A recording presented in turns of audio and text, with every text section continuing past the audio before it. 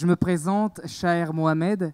J'ai l'immense plaisir en fait d'animer cette conférence à partir du livre d'un ami puis d'un collègue, Aymeric Ton Adjalin.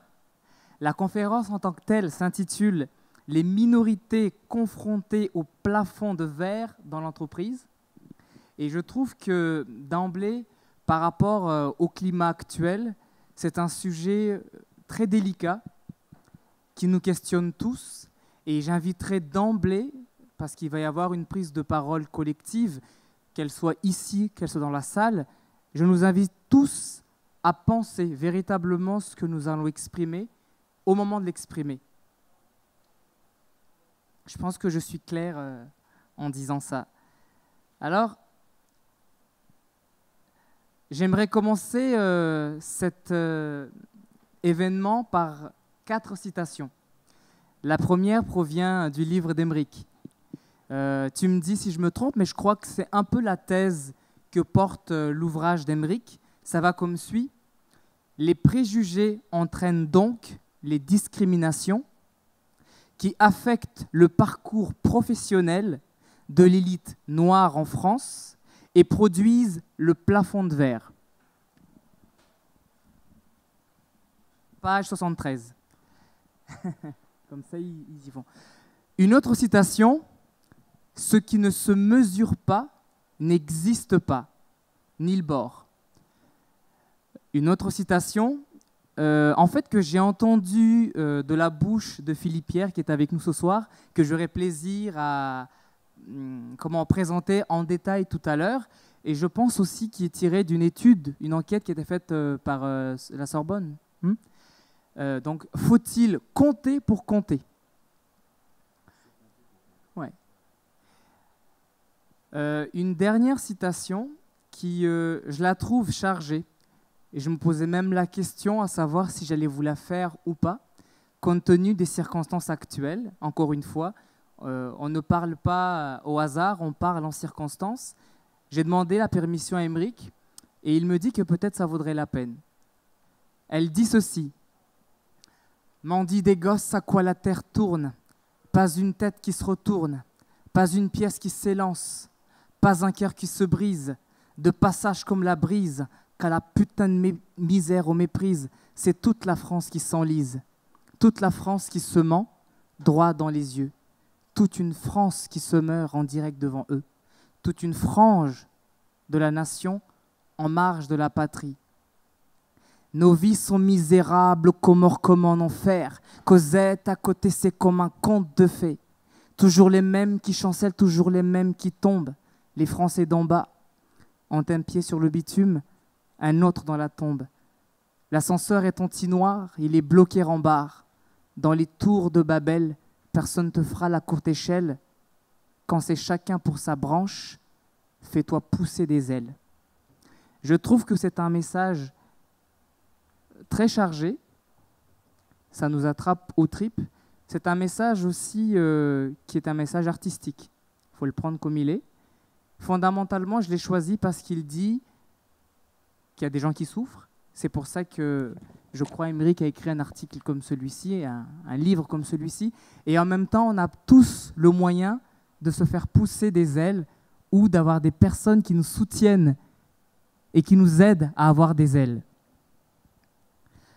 En tant que modérateur, j'aimerais placer quelques jalons qui, moi-même, m'ont aidé à penser cette conférence. D'abord, la structure de l'ouvrage, qui est en lien direct avec ce que je viens de dire, qui invite à comprendre, à analyser dans les faits une situation, qui invite aussi à une question véritable qui est statistique, donc à savoir compter pour pouvoir analyser, qui invite évidemment à une lutte contre les représentations négatives qu'on a ou qu'on peut avoir, et aussi à lutter contre la discrimination dans les faits en tant que tels. Et chose magistrale qu'on va retrouver à la fin de l'ouvrage d'Aymeric, c'est un ouvrage qui investit aussi de pouvoir entendu comme capacité d'action. Que sommes-nous sans une capacité d'action réelle par rapport à nos vies, par rapport à nos choix? Je pose une question, et là, je crois qu'on commence à rentrer dans le vif du sujet. Tu as été beaucoup animé dans ta réflexion par Pape Ndiaye qui a écrit La Condition noire. Je me demande si, au-delà d'une simple, qui n'est pas du tout simple en fait, condition noire, il n'y a pas quelque chose de l'ordre d'une classe noire qu'on penserait comme ample, hiérarchisée, qui ferait partie d'une espèce d'homogénéité interne, fermée, qui serait pensée même de manière coupée par rapport au reste de la société, qui serait dans une espèce de recherche d'une évolution et qui aurait une identité. C'est une vraie question, je trouve, et je crois que c'est faux. Je crois fondamentalement qu'on fait tous partie d'une unité et que ça vaut la peine de se poser cette question-là pour déconstruire des idées qu'on peut penser intuitivement. Le dernier élément, il porte sur l'action des milieux économiques versus l'action des politiques actuelles ou l'inaction des politiques actuelles compte tenu de la question que pose Aymeric. Et je crois que la dernière chose qui nous intéresse aussi, c'est justice sociale. Les formes de l'ascension sociale, est-ce qu'elles sont purement économiques? C'est une question que je pose à Aymeric. Est-ce qu'elles sont différentes, sociales, artistiques, pour des populations qu'Aymeric a étudiées? Et aussi la polyarchie, la capacité dans une société à avoir plusieurs élites. Je disais tout à l'heure à Philippe Pierre, si aujourd'hui j'ai la chance de me retrouver en face de vous pour animer une telle conférence, à un tel événement, ce n'est pas pour rien. C'est parce qu'il y a un individu qui fait partie d'une certaine élite, qui est Aymeric, et qui est aussi une sorte de fée, F-E-E, un peu comme dirait Norbert Alter, qui me permet d'être là. Et comment est-ce que des élites noires peuvent être des faits pour d'autres individus? Et ça va nous poser aussi certaines questions sur, fondamentalement, des zones oubliées, peut-être, de l'ouvrage d'Aymeric. Tout de suite, j'aimerais présenter les personnes qui vont avoir à discuter avec vous, avec nous, ce soir. Évidemment, notre grande star du moment, c'est Aymeric Ton Adjalin. Je commencerai par dire, comme je l'ai dit tout à l'heure, c'est un ami avant tout. On s'est rencontrés par le biais de Philippe Pierre. Tu le disais tout à l'heure à Muriel sur ce sujet. Tu le disais tout à l'heure à Muriel, on ne se connaissait pas du tout, on s'est donné rendez-vous dans un bar, puis on a parlé pendant 3 heures, et c'était très riche. Donc, Aymeric est diplômé de Sciences Po, master en communication. Il a aussi un DESS en mathématiques appliquées. Tu me diras ce que ça mange. Il a 15 ans d'expertise en gestion, Bouygues, Altran, IMA, et actuellement, il est consultant partenaire chez Neurolab. La discussion va continuer avec Philippe Pierre, docteur en sociologie. Évidemment, tu viens aussi de Sciences Po, c'est comme ça que tu nous as présenté avec Aymeric. Consultant indépendant depuis 2007, co-directeur du Master de Management interculturel à Dauphine. 15 ans passés à travailler dans les domaines du RH, autant à L'Oréal qu'à Total. Et aussi, tu es l'auteur d'un beau bouquin avec Evald Moutabazi, Les discriminations, qui fait penser un peu au châtiment d'Agrippa d'Aubigné, je trouve. Muriel, enfin, diplômée du master d'anthropologie, migration et altérité de l'Université de Nice, ouais, Sophie Antipolis, consultante, coach, médiatrice, et c'est important, je crois, de le souligner, médiatrice, un tiers, qui est capable en fait de modérer le propos, encore une fois, de le nuancer, d'apporter toutes les harmonies qui rendent le débat riche sans le rendre stérile ou nous enfermer dans des cases qui nous empêchent de continuer de penser. Donc, formatrice indépendante sous la marque Signifier le sens de l'action, cofondatrice de l'association Oser la médiation, 15 ans de conseil RH, en lien notamment avec les questions de communication. Depuis 10 ans, tu soutiens l'association pour favoriser l'intégration professionnelle de jeunes diplômés issus des minorités visibles, l'AFIP. Et enfin, tu es une expériente une expérience en conseil et accompagnement sur les questions qui se posent aujourd'hui, discrimination, diversité. Et juste à lire comme ça la teneur du panel, je crois qu'on a un débat intéressant. L'enjeu consiste aujourd'hui à vous tenir ce débat intéressant dans le contexte, encore une fois, actuel. Je le répète parce que ça me semble important, tout en gardant une perspective d'ouverture. Pour la suite des choses, Aymeric va prendre la parole sur environ une quinzaine de minutes. Tout de suite suivront un échange de Muriel ou de Philippe. Je vous laisserai le choix à ce moment-là. Pour revenir, on précisera, on reviendra ensuite avec vous. Sentez-vous tout à fait libre de poser les questions, toujours dans ce respect du moment et dans l'idée de faire avancer le débat encore une fois. Et on aura droit à une belle séance de dédicace, parce que c'est un ouvrage aussi qu'on fête ici, et un cocktail. L'avantage, c'est que tout se passe ici. D'emblée, j'aimerais laisser la parole à Aymeric. Bonsoir tout le monde. Merci Chaher pour cette introduction très chaleureuse. C'est vrai qu'on est un peu copains depuis longtemps, on va dire depuis que j'ai eu l'idée de ce livre et que Philippe nous a présenté. Et j'ai encore en souvenir tous ces débats animés qui nous ont amenés après coup à faire des conférences à Dauphine et à faire des émissions radio ensemble. Et tout le long de mon écriture, je pense que cette conversation est ton côté un peu contradictoire d'aller me chercher et aller titiller l'intello ou les thèses que je soutenais, ont servi un peu de phare sur cette rédaction. Je saisis l'occasion des remerciements pour remercier l'Institut du monde arabe de nous accueillir dans ce cadre magnifique. Malheureusement, M. Lang, qui était co-inviteur, n'a pas pu venir parce qu'il a une cérémonie de remise de médaille ce soir. Donc, il s'en est excusé, il est passé tout à l'heure, nous dit bonjour.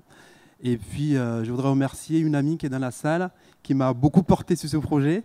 C'est Fanta, qui a tout de suite adopté le projet quand je l'ai amené. Et elle est un peu agitateur de pensée, agitateur d'idées, et un peu comme une fée, en fait, comme tu disais tout à l'heure. On reviendra tout à l'heure sur la notion de fée par rapport à ce que j'ai écrit. Pour entrer dans le vif du sujet, je voudrais t'imiter et reprendre une phrase du livre qui va poser tout de suite le contexte dans lequel je l'ai écrit et dire pourquoi je l'ai écrit et dire l'intérêt ou le bien fondé de cet ouvrage. Et je le dis d'emblée pour suivre dans les précautions de Chaher, c'est un sujet très sensible. Et tout le long de ma recherche et de mes discussions, j'ai toujours eu deux attitudes. La première qui a dit « Oh, c'est sympa comme sujet, c'est intéressant, vas-y, c'est vrai qu'on n'en parle pas assez ». Et l'autre qui a beaucoup de rejet, qui a dit « Oh, c'est encore les Noirs qui veulent se la ramener et qui veulent revendiquer des choses ».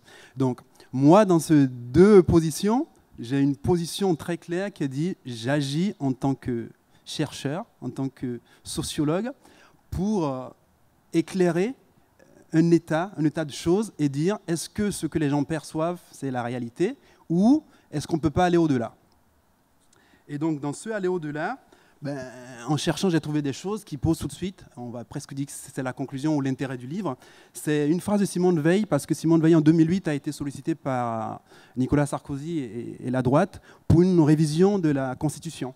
Et donc, c'était après les émeutes de 2005, et il y a eu, on en parlait tout à l'heure, la question de savoir si on devait compter les gens, si on devait introduire des statistiques ethniques dans les statistiques nationales. Et une des conclusions de Simone Veil, en tout cas dans sa recherche, en parlant des jeunes issus de milieux défavorisés ou des minorités ethniques, elle dit « Le modèle d'intégration à la française, donc, tel qu'il a fonctionné jusqu'ici, peine à faire émerger parmi les minorités une élite suffisamment nombreuse dans laquelle elles puissent s'identifier et trouver l'indication que les portes des hautes responsabilités ne leur sont pas fermées. Et cette défaillance agit comme un puissant facteur de découragement dans les aspirations des jeunes concernés, nourrissant frustration et repli sur soi, là où l'intérêt de la société tout entière serait de promouvoir engagement et responsabilisation. » Voilà en une phrase tout le sujet de mon livre et pourquoi j'ai voulu écrire ce livre. Alors pour revenir sur la genèse, en gros, pour vous dire le plan de ma présentation ou en tout cas de mon propos, je vous dirai comment est venue l'idée, comment j'ai travaillé, ce que j'ai trouvé Et puis j'ouvrirai des portes sur des solutions, sachant que je suis le mal placé pour parler de solutions, parce que mon travail est un travail de chercheur et pas un travail de décideur économique ou de RH. Mais je pointerai où moi je vois qu'il y a des améliorations à faire dans la société. Donc cette idée de livre me vient de loin, en tout cas le sujet lui-même me vient de loin.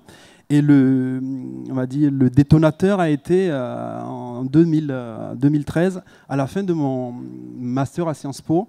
Je me suis trouvé dans une sorte d'ennui, de blues, parce que j'avais passé 2 années assez intéressantes, assez punchy à lire et à produire un mémoire.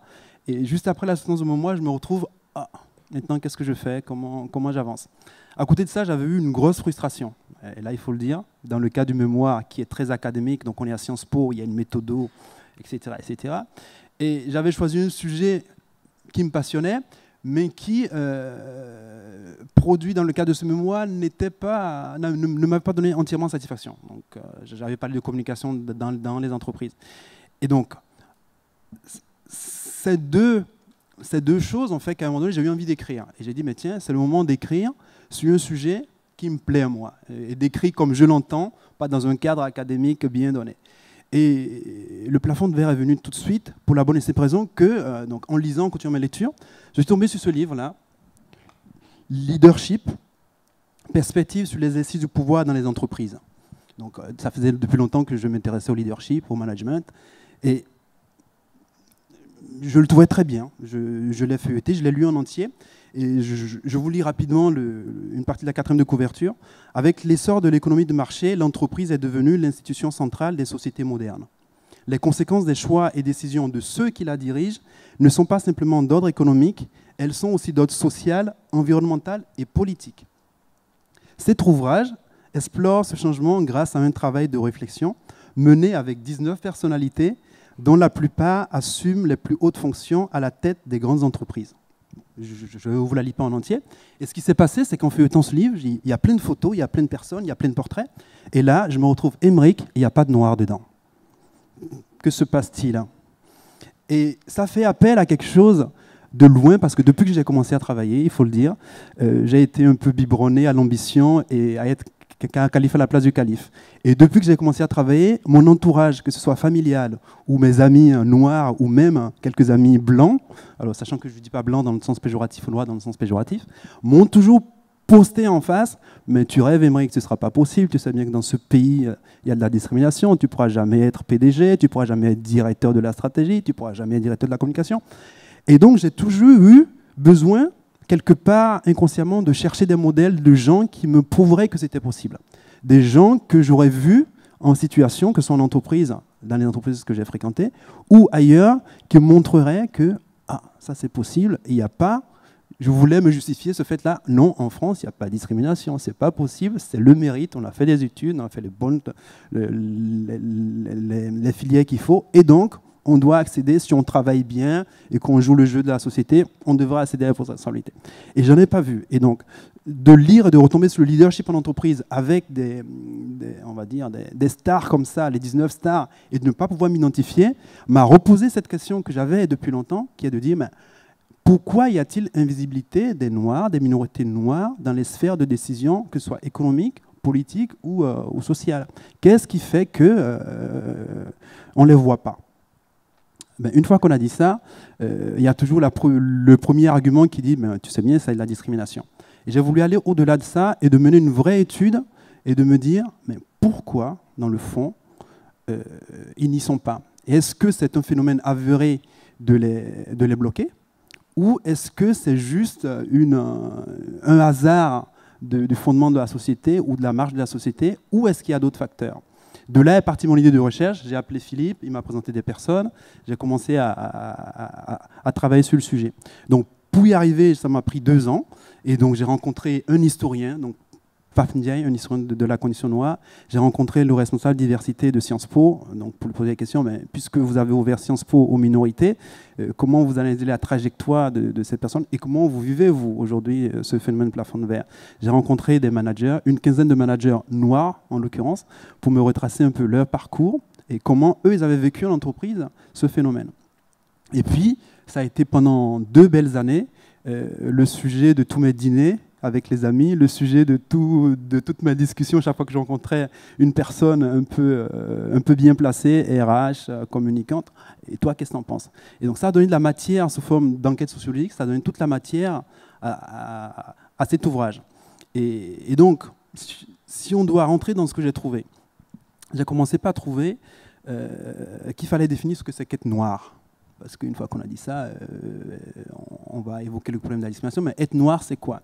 Et dans les lectures et dans les discussions que j'ai eues, les gens ne se définissent pas comme noirs, ils ne se perçoivent pas comme noirs. Ce qui se dit, c'est que nous sommes noirs parce que les autres nous perçoivent comme noirs. L'image qu'on nous renvoie, c'est justement l'image du différent.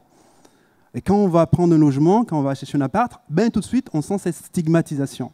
Quand on cherche le premier job, il y a cette stigmatisation.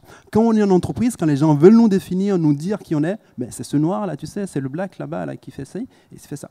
Donc, il y a quelque part une fracture de personnes, en tout cas de ce que j'ai entendu, de personnes qui disent « nous, on est français, nous, on est dans cette société, on ne veut pas se percevoir différent, mais toute la société nous renvoie à nos différences. » Donc ça, c'est déjà la première trouvaille. On se définit noir parce que les autres nous définissent noir.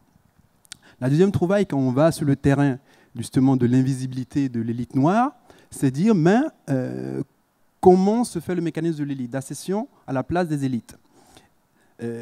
Pourquoi donc il y en a peu de noirs à ce niveau-là? Et ce que j'avance, que j'ai trouvé, c'est qu'il y a deux premiers arguments qui sont d'ordre statistique et sociologique. Statistique, parce que, disons-le nous, on a beau regarder partout ou être abreuvé des émissions de télé ou d'une certaine rengaine nationaliste, il y a peu de Noirs en France. Et ça a été ma première trouvaille. Il y a très peu de Noirs en France, même si les statistiques, ou en tout cas les textes ne permettent pas de faire des statistiques détaillées. La loi, depuis Simone Veil, a promu des approches par similarité, donc demander aux gens de dire s'ils sont noirs ou pas, d'analyser les noms ou le faciès.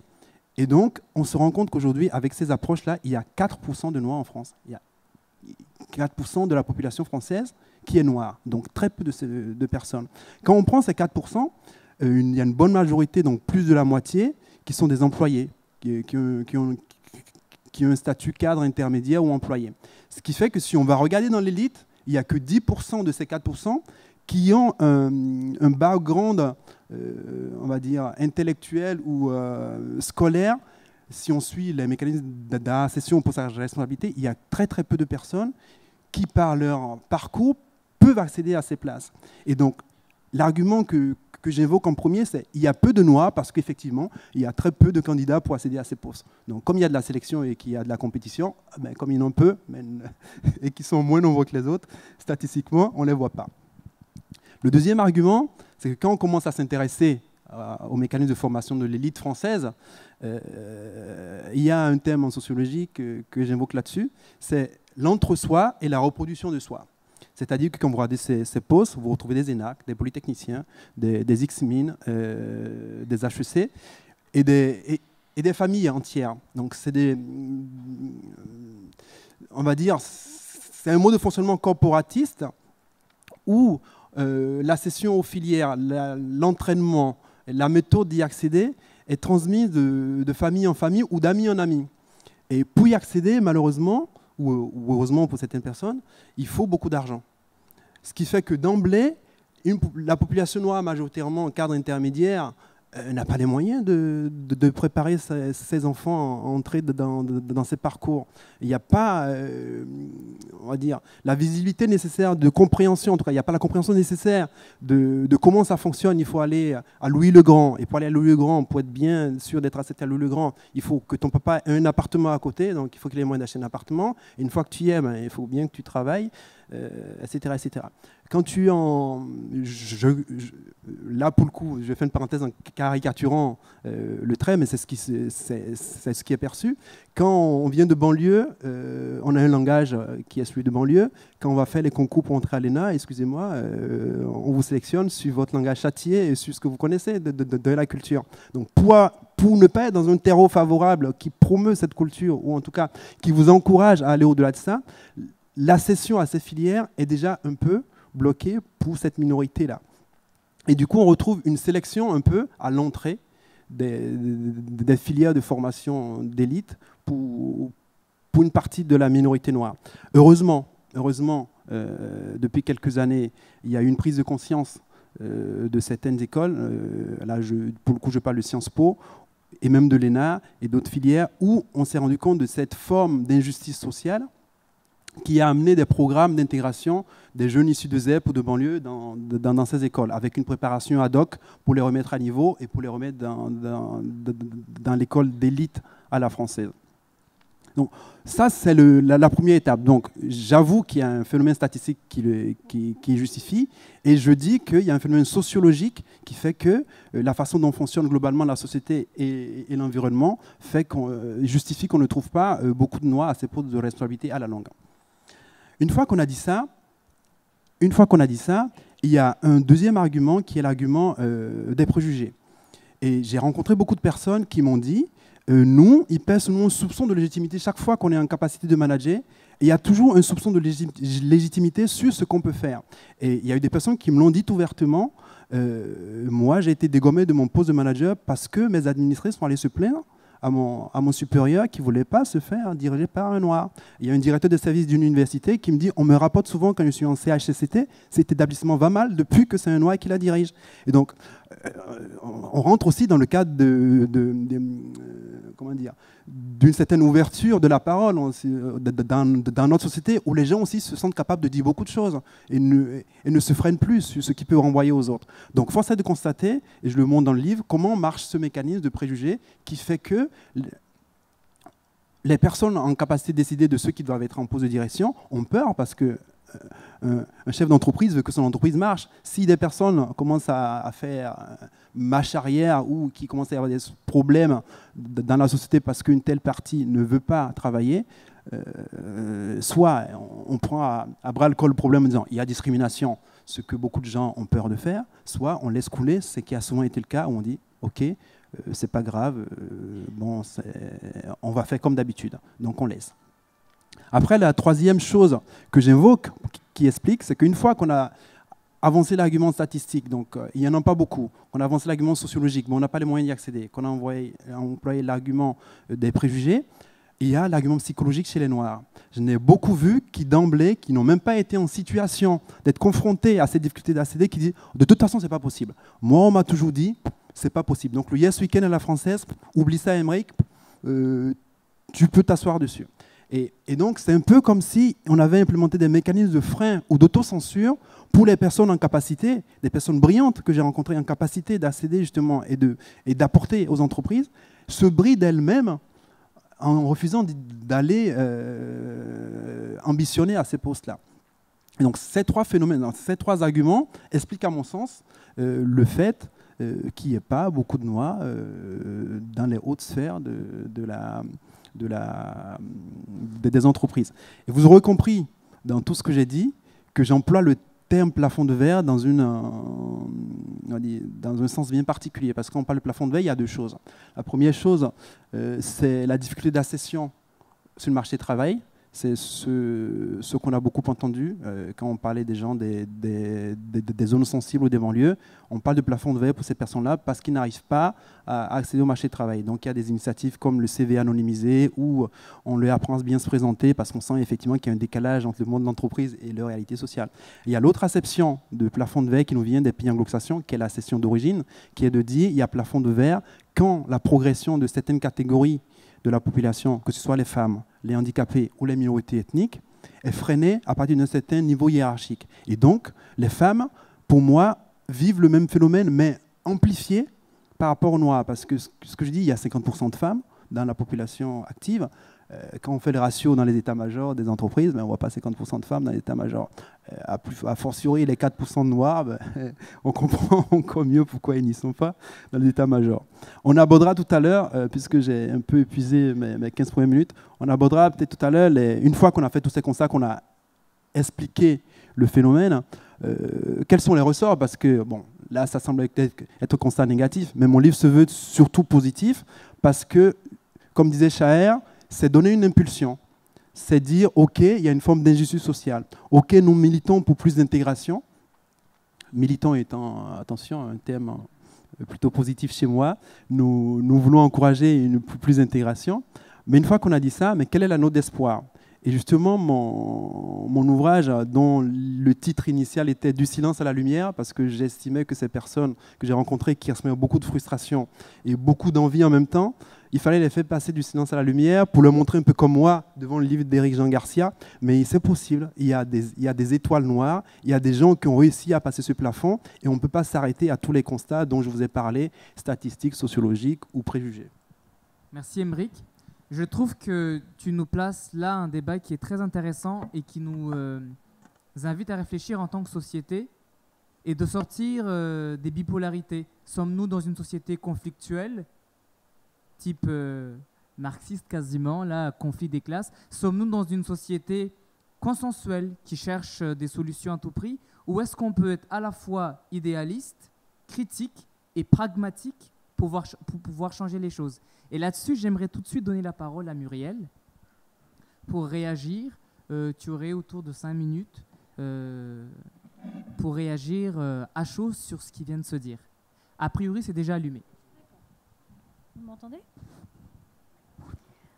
Bon, alors d'abord, je voulais remercier Aymeric. Plus près du micro peut-être? Oui, Aymeric et Chaher de leur invitation, parce que une marque pour moi du fait que cette démarche est très, très intéressante, très ouverte, c'est que précisément, on ne se connaissait pas et on ne partageait pas les mêmes réseaux exactement. On aurait pu se rencontrer d'ailleurs, mais ça n'est pas le cas. Et Aymeric, tu m'as dit que tu avais fait une recherche sur mon profil LinkedIn. En fait, tu m'avais trouvé par mon profil LinkedIn et parce que j'avais fait jusqu'à présent dans mes activités professionnelles. Donc déjà, j'avais un premier a priori très positif parce que je trouve que ça témoigne déjà d'une ouverture et d'une curiosité dont je pense que le livre d'Aymeric fait vraiment la preuve. C'est-à-dire que tu t'es posé vraiment un problème très, très complexe et je trouve que ce que tu écris sur le sujet, et je vais essayer de dire un petit peu pourquoi je le pense, est très juste et à la fois très mesuré. Moi, j'ai un point de vue assez complémentaire, c'est-à-dire que tu t'es interrogé sur un phénomène, sur son existence, sa réalité, sur la manière de l'appréhender. Bien entendu, c'est des questions qui sont absolument essentielles.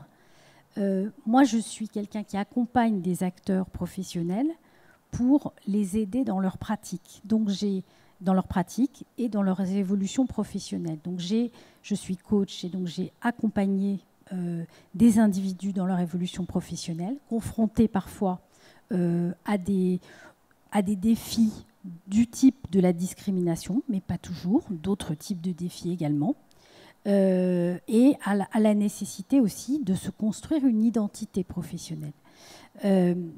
Par ailleurs, j'ai accompagné aussi des collectifs, et notamment une association qui travaille pour intégrer, dont Chaher vous a parlé, qui travaille à l'intégration professionnelle de jeunes diplômés issus des minorités visibles, donc un public très particulier et très intéressant, qui en fait se situe exactement au moment où les politiques de promotion sociale finalement achoppent, c'est-à-dire des gens qui ont effectivement mis toutes les ressources scolaires et étudiantes de leur côté, qui sont souvent surdiplômés et qui ont ensuite des problèmes d'intégration professionnelle que par ailleurs, ils n'auraient pas nécessairement dans d'autres pays parce qu'il suffit parfois de franchir la Manche pour qu'ils trouvent du travail, pas dans l'heure, mais dans la semaine. Voilà.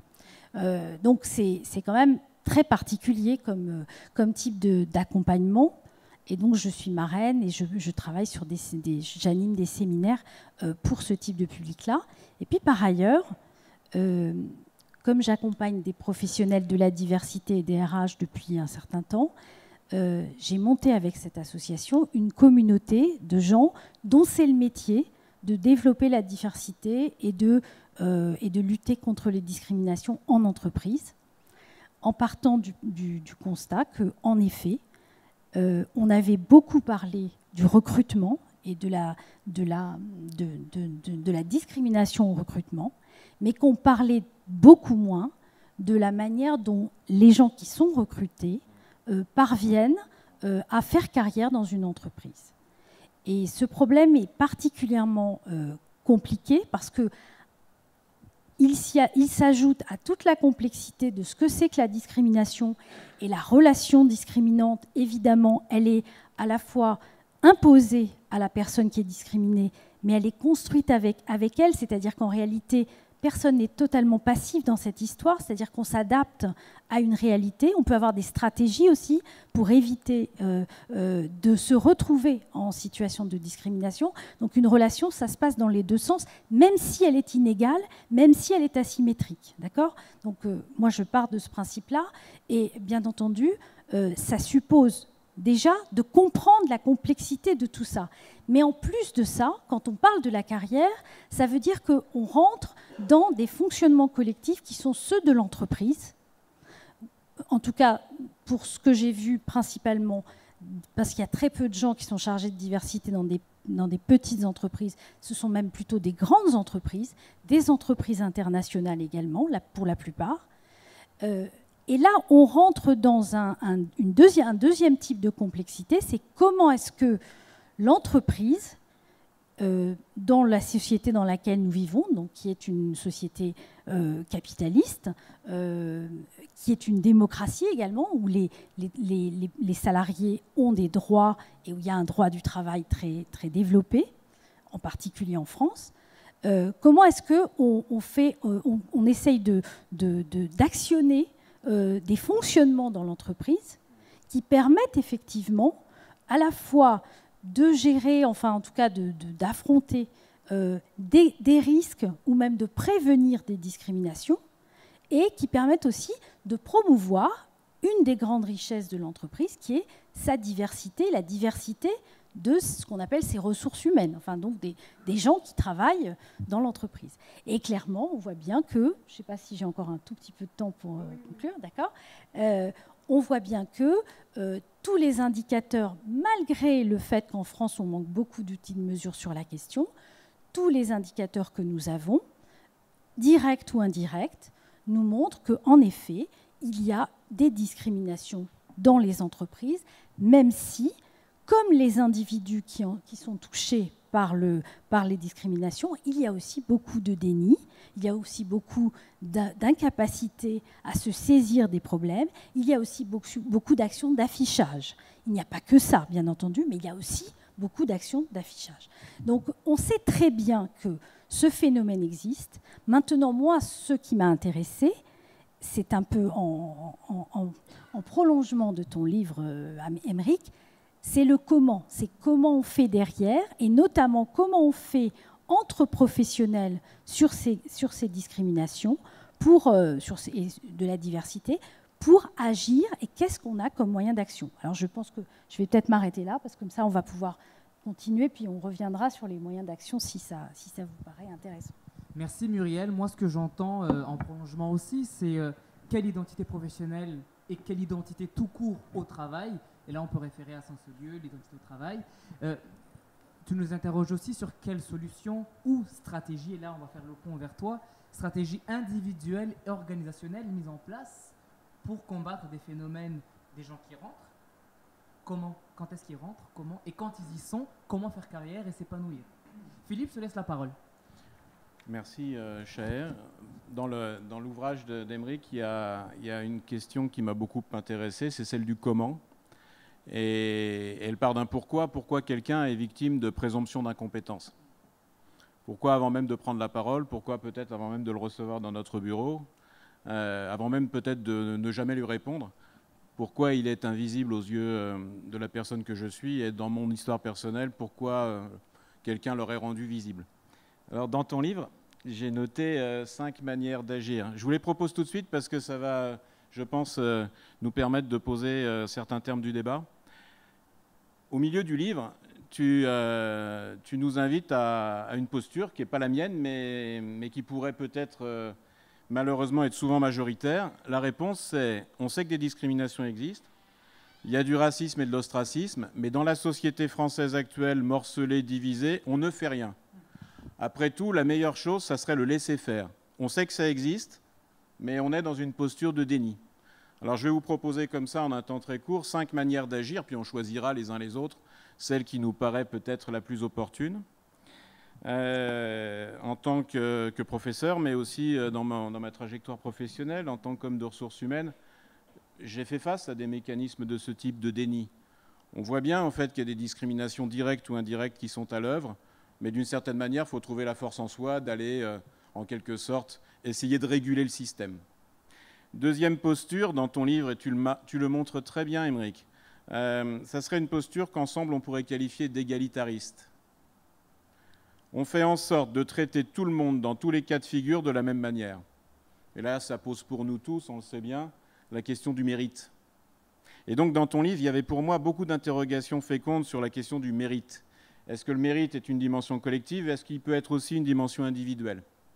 Premier niveau, on ne fait rien. Deuxième niveau, on traite tout le monde de la même manière, quelles que soient les situations.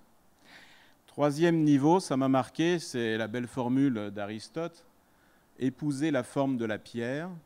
La loi est générale, elle ne répond pas à tous les cas, et il convient donc d'avoir un mécanisme de compensation dans la société. On va prendre du temps de professeur et le donner à ceux qui en ont besoin. On va donner un peu plus de moyens financiers à des personnes qui sont d'extraction sociale modeste. Ça serait le troisième niveau, et dans ton livre, on le voit bien, hein, tu nous donnes des clés. Moi, ça m'a aidé à mieux comprendre tout ça. C'est vraiment le niveau de l'équité. On va créer pour certaines personnes des cas particuliers qui vont, à terme, on leur prend un peu des choses, mais à terme, ça profite à tous. Ça serait en quelque sorte Robin des Bois en situation qui redistribuerait en fait un certain nombre de choses, et notamment de biens premiers. Quatrième niveau, et dans ton livre, j'ai apprécié énormément la mesure, et ça depuis le moment où on se connaît, on n'est pas d'accord sur le fond. Moi, c'est ça qui m'intéresse. Et c'est pour ça que la controverse est nécessaire. Le quatrième niveau, c'est l'action positive. Quand Simone Veil remet à Nicolas Sarkozy, président de la République, un rapport au nom du Conseil constitutionnel, en ne l'incitant pas à faire rentrer comme quatrième terme de la Constitution le mot de diversité, elle nous invite à penser que aujourd'hui, dans les moyens de la République, l'action positive permet, en se basant sur la logique du territoire, de compenser les injustices et de donner sa chance à tous. Donc le quatrième niveau, ça serait par exemple, je pense qu'on y reviendra, cher, très certainement, des grandes écoles, des universités qui ouvrent leurs portes par des voies réservées. Et moi, la question que je me pose toujours, et avec Émeric, on se la pose aussi, c'est au bout du bout, quand ils sont diplômés, est-ce qu'ils ne sont pas toujours un peu victimes de présomption d'incompétence pour ceux qui les emploient? Et donc je pense que ça pourra aussi nourrir beaucoup le débat qui est le nôtre. Puis le cinquième niveau, c'est la discrimination positive. Moi, dans ton livre, ça m'a donné des éléments pour réfléchir. Est-ce que, comme tu le disais, Chaher, est-ce que pour compter dans la société, dans notre République, il va falloir qu'on se compte? Et que si les employeurs, je vais rester juste sur ce niveau, n'ont pas l'intelligence de faire rentrer dans leurs équipes des gens qui sont représentatifs des bassins d'emploi dans lesquels ils opèrent, est-ce qu'il ne faut pas les contraindre? Et à ce moment-là, est-ce qu'il ne faut pas aller, et moi j'ai trouvé ton livre très éclairant pour moi, est-ce qu'il ne faut pas aller vers deux types de quotas? Et tu marques la distinction, et pour moi ça a été intéressant. Des quotas tremplins, on met dans une situation de pouvoir un journal télévisé, une équipe de sport à haut niveau, un comité de direction, on met quelqu'un qui a priori n'y est jamais. Et puis quand on le met, on se dit, en le mettant, on va changer les mentalités. Ça, c'est le quota tremplin. Mais on sait que quand on le met, on risque de l'enlever quand les mentalités seront transformées. Ça me rappelle un présentateur de journal de 20 heures qui avait dû réfléchir, on a réfléchi avec lui à la question du plafond de verre et de sa couleur. Et à terme, le mécanisme fonctionne si les mentalités ont été éveillées. Et puis après, moi, c'est la question qu'on se pose ensemble depuis longtemps, et tu m'as éclairé là-dessus. Il y a un quota qui n'est pas un quota tremplin, c'est un quota cible. On regarde en fait la cartographie du bassin d'emploi, on regarde qui compose notre pays, mais on se donne comme règle de découper. Et donc ça pose la question d'un référentiel ethno-racial. Parce qu'il faut se mettre d'accord comment on découpe. Et donc on pourrait s'inspirer des États-Unis, de la Hollande, de la Grande-Bretagne, pour voir émerger un référentiel ethno-racial. Et d'une certaine manière, ça peut être une politique, ce n'est pas celle qui a ma préférence, mais on doit se poser la question, quand la République de texte n'est pas au rendez-vous de la République de fait, on doit se poser la question, en toute lumière, de quotas, et donc de quotas cibles dans lesquels on imposerait plus ou moins fortement à des employeurs de faire rentrer dans leurs équipes des gens qui n'y sont jamais. Et donc, si on opère une courte synthèse, vous avez ici 5 niveaux d'action. Depuis le déni et le laisser-faire, jusqu'à une politique de quotas dans laquelle, pour compter, il faut se compter.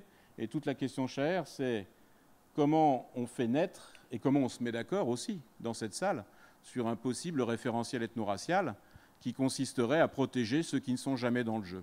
Et donc, vraiment, je tiens à te le dire les yeux dans les yeux, nous ne sommes pas d'accord sur le résultat, mais tu m'as beaucoup éclairé sur les moyens. Et ça fait longtemps que je m'intéresse avec Evald Moutabazi, notamment professeur à l'école de management de Lyon, avec qui j'ai écrit un livre qui s'appelle « Les discriminations » et qu'on mettra à disposition d'ailleurs de l'Institut du monde arabe en gratuité pour vous, qui êtes venus ce soir. J'y tiens beaucoup, qu'on s'interroge à ces questions. Et donc ces 5 niveaux, pour moi, ils sont très intéressants parce qu'ils questionnent l'entreprise et ils questionnent aussi les structures politiques qui sont les nôtres. Comment on renverse le stigmate, c'est-à-dire le regard des autres, par l'expérience d'une intégration dans une institution. Et pour ma part, j'ai toujours pensé qu'on jugule les inégalités par l'accès au travail. Et je pense que c'est une façon aussi, avec vous, avec nous, de continuer de réfléchir ensemble. Merci Philippe. Ce que je trouve très intéressant dans ce que tu viens de dire, c'est que tu nous pointes un élément que Aymeric aussi pointait dès le départ, celle de la représentation. Qu'est-ce qui fait qu'on perçoit l'autre comme on le perçoit et comment est-ce qu'on identifie soi-même et qu'on emmène l'autre à s'identifier comme il s'identifie à partir de notre vision. Philippe, tu nous parles aussi dès lors de présomption d'incompétence. Tu nous parles aussi d'éléments qui sont le déni, l'équité, l'action positive, les voies réservées, la discrimination positive comme source possible de réflexion et d'action peut-être.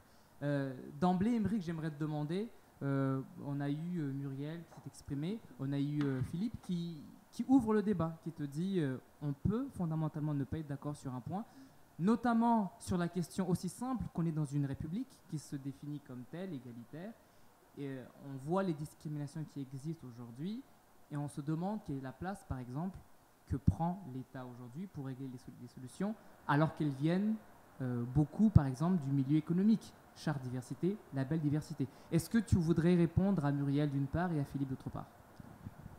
Oui, déjà, on a un peu auto-centré le débat sur le thème de ce soir, sur mon livre, en prenant le prétexte des Noirs. Mais je pense qu'il faut redire par rapport à la présentation de Muriel et l'élargir. On peut l'élargir vite à plus de catégories sociales et pas seulement sur le point de vue ethnique. Donc c'est déjà à dire que c'est un problème de société à la base. Donc, après, des discussions qu'on a eues, en parlant de stratégie, on a tendance toujours à regarder, mais comment fait l'autre? Qu'est-ce qui se passe ailleurs? Et donc comment fait l'autre? On pensera aux femmes, on pensera à d'autres minorités ethniques qui s'intègrent plutôt bien, ou en tout cas qui ont d'autres stratégies. On en reparlera tout à l'heure.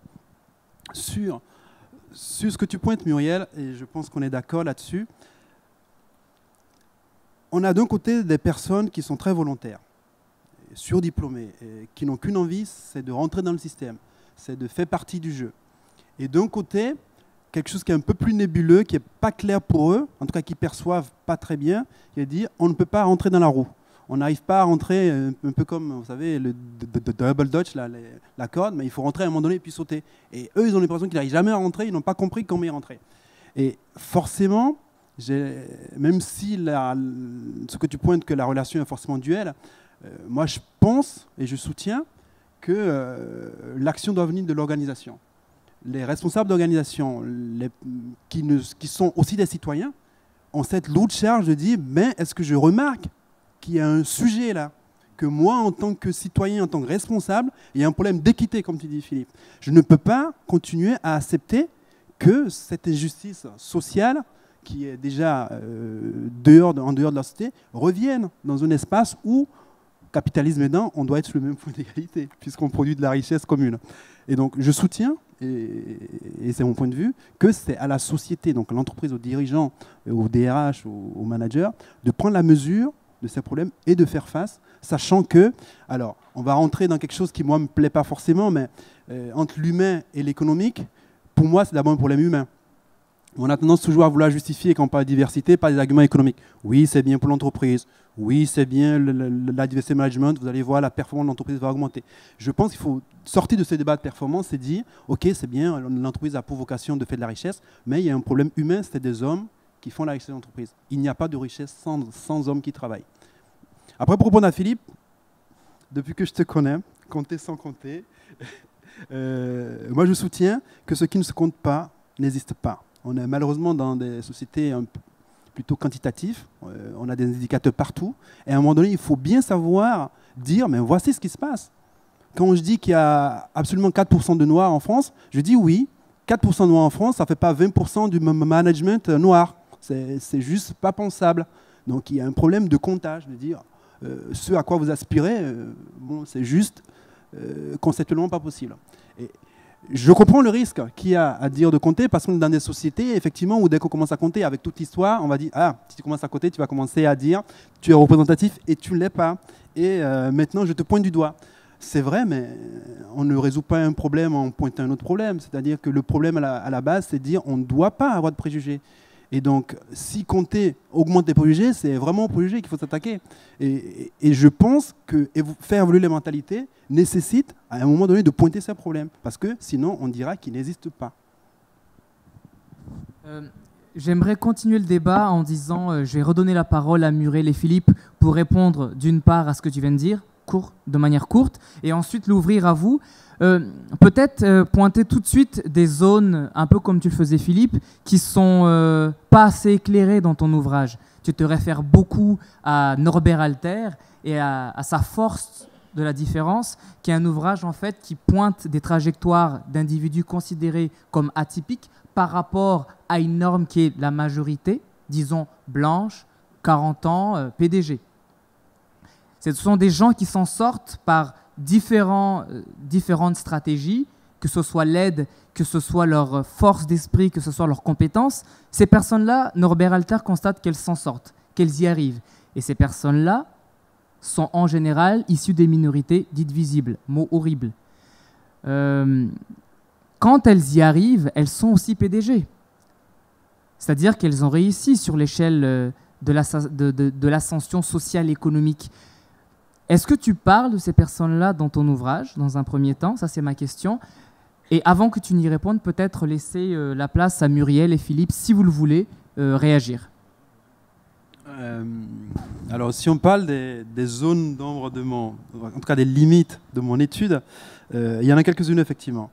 Avant de répondre à celle-là que tu pointes, je pense que c'est une étude déjà qualitative, qui est beaucoup basé sur, donc pour ceux qui font de la sociologie, sur une interview pas enquête de terrain, et essentiellement dans un bassin parisien. J'ai beaucoup discuté avec Eval, qui est du bassin lyonnais, avec lequel on a beaucoup échangé. J'ai échangé avec des oncles quand j'étais en vacances et des amis de la famille quand j'étais dans le bassin bordelais. Mais la question qui se pose, c'est la généralisation. On peut me retoquer scientifiquement, ok, tu as fait un constat basé sur toutes tes rencontres en région parisienne, comment tu peux le généraliser à la France? Et je pense, par rapport à ce qu'a dit Muriel et par son expérience terrain, et par rapport à ce que pointe Simone Veil, ce procès peut être vite recusé en disant les problèmes, on les connaît, ce qui se passe à Paris, ce qui se passe à Bordeaux et ce qui se passe à Lyon, ben, on peut facilement les généraliser à la France. Après, il y a effectivement, quand on parle de stratégie par rapport au plafond de verre, ce que je montre dans le livre, c'est que les personnes qui sont face au plafond de verre sont frustrées. Elles veulent quelque chose et elles ne l'ont pas. Alors, quand on y est, comment on fait? Première chose, il y en a qui se résignent. Ce n'est plus mon ambition. Ok, je reste à mon poste de cadre, je touche un bon salaire, je fais en sorte que mes enfants, eux, réussissent maintenant que j'ai compris où ça bloquait. Mais je quitte. La deuxième stratégie, c'est ce que j'appelle l'exil ou le retour au pays. Elle concerne essentiellement des personnes qui ont compris, en tout cas pour la minorité noire, qui ont compris que l'Afrique a un haut potentiel en ce moment, une forte croissance. Donc ces gens, ces personnes, avec les grosses multinationales, retournent à Dakar, à Accra, à Bamako, à Nairobi, parce que ça bouge là-bas. Et les entreprises étrangères ont besoin de leurs compétences parce qu'elles valorisent aujourd'hui leur parcours professionnel en France. Et donc, elles se retrouvent dans des conditions avec des ponts d'or qui n'ont rien à voir avec ce qu'elles ont ici. Là, j'ai cité des capitales africaines, mais on peut citer Dubaï, etc. Ou même, beaucoup de personnes vont aujourd'hui au Canada. On aura off le temps de discuter l'expérience canadienne parce qu'elle est aussi assez atypique. Donc, il y a cette stratégie de l'exil, donc quitter la France et d'y aller chercher l'aventure ailleurs, la réussite ailleurs, là où en France, on n'a pas réussi. Et puis, il y a la stratégie de Yes Weekend, que moi j'aime beaucoup, et que je pointe ici à quelques personnes qui ont dit, évidemment, à la faveur de l'environnement, à la faveur de ce que dit Norbert Alter, du travail, un environnement favorable, et des faits, des personnes qui, à un moment donné, déclenchent le passage, un mentor ou une femme, en général, ou un mari, si on parle des femmes, qui arrive à faire dépasser les gens leurs limites et dire « Ok, c'est difficile, mais je fais tout pour y arriver ». Et il y a quelques personnes qui y arrivent. Mais je reste, quand je dis tout ça, dans un cadre plutôt organisationnel. Je reste dans des grands vaisseaux amiraux, BNP, Total, L'Oréal.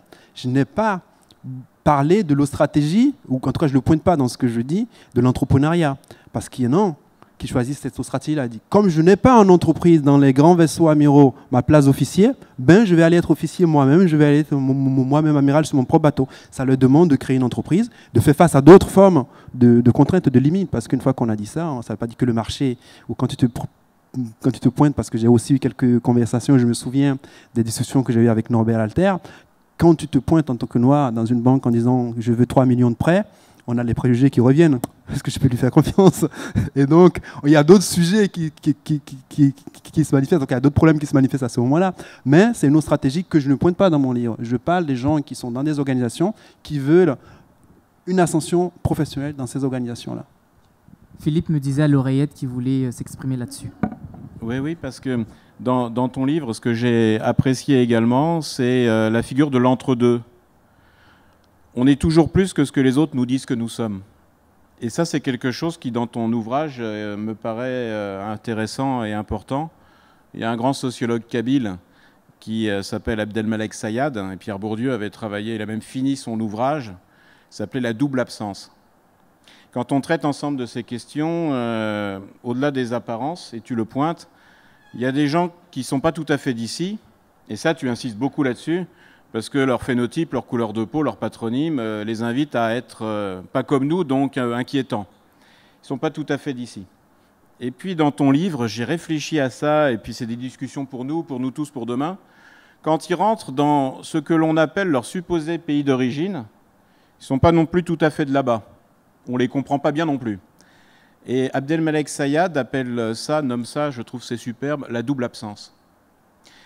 Dans ton livre, il y a une invitation à ce qu'on pourrait appeler ensemble une triple présence. C'est des gens, certes, qui sont dans le jeu social mis à l'écart ici. Quand ils rentrent dans un pays supposé d'origine, ils sont aussi mis de côté, mais ils ont une très grande force, ces gens-là, si on les aide, on les appuie, et surtout s'ils sont ce qu'ils sont, c'est qu'ils font des ponts, des liens, des correspondances entre des univers culturels. Et donc, il faudrait qu'on ait aussi en entreprise toute une réflexion sur l'hybridation, le métissage, des gens qui ne sont jamais là où on les attend, et parce qu'ils ne sont jamais là où on les attend, ils nous apportent en fait cette part de créativité, d'imprévisibilité dont on a bien besoin. Alors ça, j'aimerais t'interroger là-dessus tout de suite, si tu permets, cher, parce que c'est le débat d'une vie. Comment tu la vis, toi, cette posture de l'entre-deux? Moi, je crois pour ma part qu'il arrive parfois qu'on joue à être étranger pour conquérir du pouvoir. On joue à être noir avec des gens qui vous accueillent ou pas comme noir pour devenir un peu blanc, si je reprends tes catégories. Et puis au-delà de ça, en fait, on rentre dans le monde des puissants en manipulant situationnellement son ethnicité. Et je pense que dans la mondialisation de plus en plus, il y a des gens qui vont apprécier cette triple présence. Qu'est-ce que tu en penses, toi? J'ai l'impression que tu habites avec moi à la maison parce que c'est exactement le cas que tu décris. Et je pense qu'intuitivement, comme tu dis, on arrive à être dans un entre-deux. C'est ce que je pointe dans le livre et je pense que tu l'as saisi, c'est que pour réussir, il ne faut pas se définir en tant que quelque chose. Je disais tout à l'heure, c'est les autres qui pointent qu'on est noir. Mais ce n'est pas exactement ce qu'on vit. Moi, ce que je vis, c'est que je suis béninois, j'ai habité au Sénégal, je suis venu habiter en France. Je ne suis ni béninois tout à fait, ni sénégalais tout à fait, ni français tout à fait. La preuve, quand je me balade à Paris, on peut me taxer de noir avec des fois ma façon de m'habiller, ma casquette à l'envers, etc. parce que j'aime bien ça. Quand je vais à Dakar, je peux vous dire, je reviens de Dakar là, quand je prends le taxi, les prix sont 3 fois supérieurs aux prix locaux parce qu'ils ont reconnu tout de suite que je n'étais pas de là-bas. Et quand je vais à Cotonou, on me dit, mais tu parles avec un accent. Et donc quelque part, je suis tout le temps obligé, dans mon identité, y compris en entreprise, de composer avec moi ce que je suis et ce que j'ai envie de faire. Et c'est ça qui devient la boussole de mon parcours. Et ça me donne un avantage, comme tu dis, c'est que ça développe une certaine acuité, une certaine vigilance à comprendre les mécanismes qui se jouent. Parce que d'avoir habité à Dakar, quand j'avais 11 ans, m'a permis de m'intégrer rapidement et de comprendre comment on s'acculturait à Dakar, comment faire comme les autres pour se faire accepter. D'avoir vécu en France à partir de 18 ans, comment ils se comportent en France, comment je fais pour me faire accepter. Et donc en entreprise, dans toutes les situations, j'ai cette capacité-là de dire ce que je cherche, moi, c'est mon intérêt. Donc quand j'arrive dans un milieu qui n'est pas d'emblée favorable ou en tout cas qui est au milieu auquel j'accède, je dois comprendre comment il fonctionne pour arriver à satisfaire mes intérêts. Donc c'est une forme de stratégie. Et on gagnerait, puisque tu travailles dans l'interculturel, on gagnerait en tout cas à travailler en entreprise sur les problématiques qui nous concernent, sur ces stratégies-là et de ces personnes, pour voir comment l'adapter à la diversité. Alors, Aymeric, tu nous invites à avoir des antennes finalement quand on rentre dans une situation X ou Y. Et dans ton livre, peut-être qu'on ne le dévoilera pas tout de suite pour qu'il puisse être acheté aussi, tu proposes des outils pour des élites qui sont aujourd'hui se sentent pas assez, qui n'ont pas assez développé leurs antennes. Tu leur proposes des outils pour développer des antennes et pouvoir réussir aussi professionnellement. Ouais. En fait, en analysant, parce que c'est un livre de recherche, et en discutant avec les personnes et en m'appuyant sur les travaux de Norbert Alter, je vois que les personnes qui réussissent mobilisent quelques ressources. La première ressource, c'est celle qu'on vient de dire. C'est qu'il n'y a pas de place en entreprise, en tout cas, aujourd'hui, dans la France actuelle, et c'est pourquoi le livre aussi est tempéré, nous voulons quelque chose. Nous avons droit à quelque chose. C'est que les personnes qui réussissent disent tout en maturité, je ne me suis jamais revendiqué comme noir. Nous sommes en entreprise, je viens et je fais le travail et j'essaye de satisfaire les intérêts de l'entreprise. Ça fait rebond à la question de mérite dont on a parlé tout à l'heure. Parce qu'on pourrait croire qu'en entreprise, quand on a des diplômes, voilà. Parce que effectivement, le système de corporatisme fait qu'on pourrait avoir cette idée-là. Mais derrière, il y a un autre mécanisme qui est que l'entreprise ne sélectionne pour les gouverner que des gens qui sont capables de satisfaire les intérêts de l'entreprise, en tout cas des personnes qui pilotent ces entreprises qui sont derrière. Donc, en général, il faut avoir compris ces mécanismes-là pour entrer dedans. Donc, commencer par se définir comme noir et avoir des droits, avoir droit à un quota spécifique pour être patron, n'arrange pas les choses. Et ce qui se passe, ce dont on se rend compte, en tout cas, les personnes avec qui j'ai eu à discuter, opèrent une distanciation avec la communauté, entre guillemets, puisqu'il n'y a pas de communauté noire, je vous l'ai dit tout de suite, il n'y a pas de communauté au sens communautaire des Noirs en France. Il y a peut-être une catégorie, il y a une minorité noire, mais il n'y a pas de... Ces personnes, en tout cas, opèrent une distanciation en disant tu ne m'appelles pas mon frère en entreprise, on n'a pas gardé les vaches ensemble. Je suis d'accord qu'on ait une certaine relation et que parce que j'ai eu à franchir certaines étapes, si tu veux que je te coach et que je sois ton mentor, je vais bien t'aider, mais il ne faut pas que ça soit parce que je suis noir comme toi que ça devient un dû ou quelque chose. Moi, j'y suis arrivé parce que je ne me suis pas défini comme noir. Donc, il y a cette distanciation qui se fait. Premier outil. Deuxième outil, une capacité énorme de travail. Et ça, je pense qu'on ne l'a pas suffisamment dit. On ne te donne pas quelque chose parce que tu es d'une certaine couleur. Il faut aussi, ou bien d'une certaine origine. On donne quelque chose, une fois encore, parce que l'entreprise gage sur toi que tu peux lui apporter des résultats et que tu peux diriger les gens qui sont en dessous de toi ou tu peux apporter quelque chose. Donc, ces personnes-là, comme tous les autres dirigeants, comme tous les autres leaders, ont une énorme capacité de travail, une capacité d'abstraction, une capacité à s'investir justement pour l'entreprise. Et la troisième, dont on a déjà parlé, c'est que Norbert Alter investit profondément, c'est cette capacité à s'appuyer justement du fait de la différence et du fait des stigmates, à s'appuyer sur des personnes ressources. qu'il appelle fées. Et on a parlé de femmes, on a parlé donc de la compagne ou du compagnon, on a parlé des parents qui arrivent en fait à décoder, à servir de soupape psychologique à ces personnes pour les propulser. C'est des espèces de fusées qui disent « Oui, je sais ce que tu vis, tu peux venir m'en parler à la maison, mais je sais que tu peux y arriver et tu as une oreille favorable et je compte sur toi pour y arriver et ce sera bien. » Donc, les stigmates vécus à l'extérieur trouvent, on va dire, un pansement à l'intérieur qui fait que ces personnes sont capables de se surpasser. Et quand on associe ces trois outils, mais forcément, on a des personnes qui sont sûres d'elles, savent où elles veulent aller et mettent en place tous les moyens pour y arriver. Et comme on sait bien, il n'y a pas de vent favorable pour qui ne sait pas où aller. Donc, comme les vents sont là avec les personnes ressources, le cap est bien mis en tout cas. Alors, Muriel, une prise de parole et ensuite on va tout de suite passer aux questions du public. Ouais, je pense qu'on va quand même passer assez rapidement aux questions du public parce qu'ils nous écoutent depuis un moment. Mais moi, je voulais dire plusieurs choses parce que, évidemment, vous avez dit tous beaucoup sur le sujet. Il y a plein de façons de prendre le problème. Moi, ce que je vois, c'est qu'il y a quand même... il y a des acteurs auxquels on ne pense pas forcément, entre eux. Des élites qui sont parvenues à entrer dans la cour de l'élite, justement, enfin des personnes de couleur noire qui sont arrivées à monter les échelons de l'entreprise, et puis une politique d'organisation ou une législation ou des quotas, enfin des grandes décisions qui relèvent à la fois de l'organisation et surtout de la politique derrière. Entre les deux, il y a des gens qui travaillent. On est une société déjà métissée depuis bien longtemps. Il y a énormément de gens qui travaillent à faire du lien. Et ce n'est pas seulement des gens d'ailleurs, ce sont des organisations, des associations.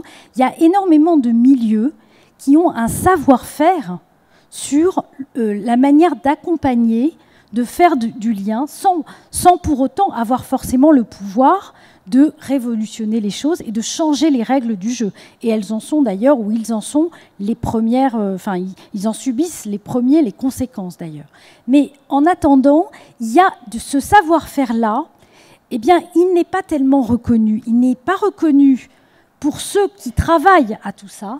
Il n'est pas reconnu globalement par notre société parce qu'on pense que quand on est en situation de mixité sociale, d'ailleurs c'est vrai pour les entreprises, quand elles nous disent, par exemple, nous, on n'a pas de problème de ce point de discrimination, etc. Vous voyez bien, nous, on a des équipes multiculturelles, internationales. Voilà. Nous, on est déjà dans la mixité. Voilà. Alors, ça peut être toute forme de mixité, d'ailleurs. Ce n'est pas seulement la couleur de peau, hein, bien sûr. Et donc, c'est la même chose dans les collèges. C'est la même chose dans les établissements d'enseignement, où on dit, vous voyez bien, on est une population mixte. Mais ce qu'on ne voit pas, c'est le travail qui est nécessaire pour créer du lien dans cette situation, dans cette société métissée, dans ces organisations, dans ces équipes diverses. En réalité, ce travail-là, certains l'ont pris en charge parce qu'ils ont des postures militantes, parce qu'ils croient qu'ils peuvent, avec leurs compétences, apporter quelque chose, mais il ne faut pas non plus le faire reposer entièrement sur les personnes qui ont franchi toutes ces étapes et qui sont arrivées là où elles souhaitaient arriver. D'ailleurs, ce n'est pas forcément au sommet non plus, parce que je pense qu'il faut prendre les élites, c'est une partie du problème. Ce n'est pas uniquement les élites le problème, c'est toute la possibilité de monter, de se développer, parce que ce n'est pas toujours vers le haut. Hein. Donc, il y a vraiment un travail de la mixité sociale. Ce travail, il n'est pas reconnu, il n'est même pas connu. Et il n'est pas toujours facile non plus à exercer par des gens qu'on a choisis pour le faire. Et moi, c'est ce que j'essaye de faire, c'est d'accompagner des acteurs qui, à l'intermédiaire entre l'individu qui essaye de faire carrière et qui va y arriver parce qu'il a plein de ressources, ou qui va au contraire se sentir très frustré parce qu'elles ne sont pas reconnues, et à l'intermédiaire entre ça et une grande organisation, voire une scène politique où il y aura de grands débats sur est-ce qu'on va changer les règles du jeu, à l'intermédiaire de ça, il y a des acteurs qui travaillent, et ces gens-là, on ne les reconnaît pas. Et déjà, qu'ils puissent s'exprimer en relation avec ces questions-là. Ça me paraissait important et c'est pour ça que j'ai suivi la FIP dans une initiative dont on parlera peut-être en détail si ça vous intéresse, qui est un observatoire international collaboratif entre des gens qui travaillent sur ces questions-là, non seulement en France mais à l'étranger, notamment aux États-Unis, parce qu'il me semble qu'il y a tout un savoir-faire que individuellement, on peut avoir commencé à apprendre parce qu'on a bien été obligé de se débrouiller dans ce parcours difficile, mais que collectivement, on doit pouvoir aussi partager et faire savoir.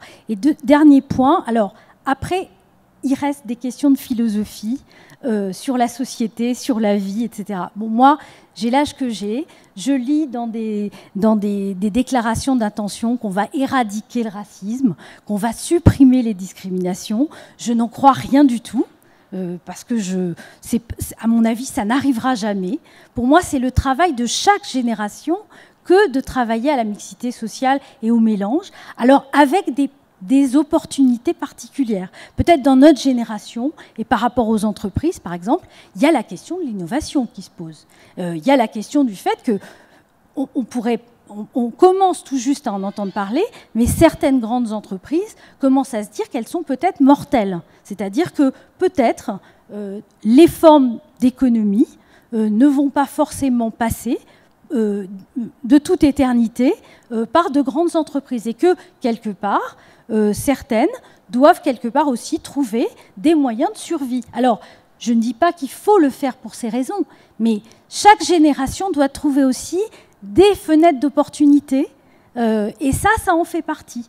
L'innovation, l'international, ça a été beaucoup le grand sujet de la diversité. Ces entreprises qui ont beaucoup travaillé à créer une vitrine, et parfois plus qu'une vitrine sur la diversité, elles ont souvent été des entreprises qui, au départ, avaient besoin de conquérir des marchés. Et elles disaient elles-mêmes, il va falloir qu'on ressemble à l'intérieur à nos consommateurs. Donc, clairement, il y a eu cet aspect-là opportuniste. Mais à la limite, moi, je suis dans une optique très pragmatique. Je me dis, pourquoi pas ? Je veux dire, quelles que soient les raisons opportunistes, il faut peut-être savoir identifier lesquels sont les plus intéressantes lesquels chevaux sont les plus intéressants à chevaucher en fonction du temps qu'on partage, en fonction des préoccupations du contemporain. Et en l'occurrence, l'innovation, le fait de survivre à la fois une très grosse compétition, mais aussi au fait qu'il y a d'autres formes de travail qui aujourd'hui commencent à se développer hors de l'entreprise et que même de grandes structures peuvent éventuellement, ou dans quelques temps en tout cas, se poseront certainement des questions sur ces sujets-là. C'est-à-dire en fait les vrais enjeux de ces entreprises aujourd'hui, certains d'entre eux traversent la question d'aller chercher des ressources plus diverses, de les respecter et de les traiter de manière... de les respecter. C'est-à-dire vraiment de respecter ce qu'elles apportent et aussi ce qu'elles portent comme peut-être dérangement, parce que l'innovation, ça passe forcément par des formes de dérangement. Voilà.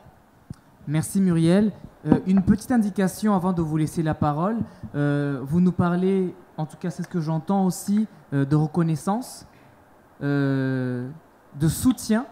Et je trouve que quelqu'un comme Aymeric, qui nous apporte le livre qu'il nous apporte aujourd'hui, se positionne individuellement aussi comme un soutien. Quelqu'un qui, comme je disais au tout début de cette conférence, a la possibilité de parvenir à quelque chose et d'inviter quelqu'un d'autre, en l'occurrence moi, à poursuivre un peu son œuvre. A qui donne à B, puis moi je donnerai peut-être à quelqu'un d'autre, autre qu'Aymeric. Tout de suite, la précision que je voulais vous mentionner, j'ai pris le soin de nommer chacun des protagonistes ici aujourd'hui, de dire ce qu'ils faisaient. Je vous invite à manifester qui vous êtes, et peut-être aussi, parce que le temps nous échappe un peu, nous manque, dire si c'est un commentaire ou si c'est une question que vous adressez, à qui vous le faites, et faites synthétique s'il vous plaît. Donc il y a un micro qui circule, on vous donne les micros tout de suite à notre droite. Merci, secrétaire général de Cietar France, qui est une association d'interculturalistes. où vous pourrez retrouver Émeric le 5 décembre matin, qui continuera à partager sur son livre. C'est un groupement d'interculturalistes dans 60 pays depuis 50 ans. 2 témoignages. Ma femme est de la Guadeloupe. En face du micro, s'il te plaît. Ça sera en face, voilà. Ok. Ma femme est de la Guadeloupe. Je suis marié depuis 20 ans et j'ai rencontré en France et en Guadeloupe beaucoup de jeunes professionnels brillants. Comme dans les familles africaines et comme le Norbert Hatter le dit, pour ceux qui doivent se battre pour réussir, il faut en faire 2 fois plus. Donc j'ai rencontré beaucoup de gens très bien formés qui ont fait les doubles cursus, qui sont brillantissimes en termes d'intelligence et de formation. Et ils sont dans cette autocensure en n'osant pas valoriser leur ambition et la faire reconnaître. J'ai fait des conférences en 2010 en Guadeloupe. Sur tous les avocats de Guadeloupe, il y en a un qui fait partie d'un cabinet international de la Grande Caraïbe. Il y a beaucoup d'autocensure alors qu'il y a beaucoup de potentiel. Par ailleurs, j'organise des rencontres sur les sagesses du monde et j'en ai organisé une sur les sagesses d'Afrique. J'ai puisé dans le livre Les sagesses du monde de Frédéric Lenoir et Élisée Tardy-Masquelier un livre de 2000 pages sur les sagesses du monde. Vous savez combien il y en a sur l'Afrique? 20. Il y a 1%. Alors je m'interroge et je regarde les 40-50 auteurs. Ils ont tous travaillé sur des textes. Ils n'ont pas pris la peine de s'intéresser à des traditions orales. Ils ont disqualifié 15% de la population de la planète en disant mais ils ne comptent pas. Comme Sarkozy quand il dit à Dakar que l'Afrique est en retard de l'histoire. J'ai appris ce jour-là, quand j'ai organisé cette conférence, qu'il y a une charte du Mandane produite dans l'Empire du Mali au XIIIe siècle, qui a 400 ans d'avance sur la charte des droits de l'homme. Mais qui c'est ça ici? Et donc, il y a une discrimination qui n'est pas simplement individuelle, mais elle est sur les richesses culturelles de chaque pays, et les jeunes qui se construisent ont besoin de références symboliques auxquelles s'identifier, dont ils sont fiers, encore faut-il qu'ils soient connus. Au musée d'Appert, le musée d'Afrique noire, musée privé, il y a une spécialiste belge du musée du Congo belge qui présente des masques et des films sur les rituels et qui ne connaît rien à l'usage des rituels en termes d'éducation morale et spirituelle pour les jeunes qui vivent en Afrique. Donc on ne publie rien, on n'explique pas, on disqualifie et on va lire des petits contes sur l'Afrique. Mais la sagesse profonde de 1 million, je vous rappelle que Lucie, elle est née dans la faille de Douvaï en Tanzanie, il y a 1 million d'années. Ils n'ont rien inventé dans ce temps-là. Il y a besoin de réactualiser nos connaissances sur les cultures africaines pour donner aux jeunes le courage d'incarner leur richesse. Merci Edouard Stack pour ce commentaire. Je rappelle, dites si vous faites un commentaire, puis la synthèse ici est de mise. Tu nous rappelles finalement qu'il faut revoir nos représentations et les corriger. Madame ? Bonsoir, je suis Carole Da Silva. Je suis la présidente et la fondatrice de l'association dont parle Muriel Laffippe. J'aurais énormément de commentaires à faire, mais ça serait trop long. Je voulais juste savoir, je n'ai pas lu le livre, je vais le lire, mais savoir est-ce que les personnes que vous avez interrogées, c'est des personnes qui ont fait une partie de leurs études en Afrique avant de venir, ou est-ce que ce sont des personnes qui sont nées et qui ont grandi en France? Parce que je pense que la vision des choses et l'approche, ne serait-ce que au management, à la capacité à aborder l'espace décisionnel n'est pas forcément le même. Je pourrais apporter des éléments de pourquoi est-ce que je pose cette question-là. Après, est-ce que la question de la dimension culturelle, c'est-à-dire par exemple, on parlait de l'expérience canadienne, britannique, américaine, elle n'est pas du tout abordée de la même manière. En France, la question du réseau est fondamentale. La question corporatiste est fondamentale. On ne s'improvise pas chef en France parce qu'on a décidé que vous allez être chef à partir du moment où on vous a mis la cuillère dans la bouche, on a dit toi tu seras chef. On fait tout pour que vous soyez chef. Donc évidemment quand vous arrivez après dans le système, c'est compliqué, même si vous avez une stratégie, même si vous avez appris les codes, un certain nombre de points. Donc est-ce que les personnes que vous avez eu à interroger, est-ce que c'est des personnes qui après sont entrées dans le système, parce que aussi il y a aussi les personnes qui peuvent, grâce à leurs compagnons, à leurs compagnes, intégrer le système. Donc quelque part, on vous fait une partie de la place, sans compter que les places de chef sont quand même relativement rares, déjà pour la majorité, on va dire, invisible. Donc à plus forte raison, quand vous êtes minorité visible, c'est déjà un peu plus compliqué. Donc je pense qu'il y a il faut aborder tous ces points-là. C'est passionnant, mais je ne vais pas... Parce que je dis ça pourquoi? Il y a aussi la différence entre les types d'écoles.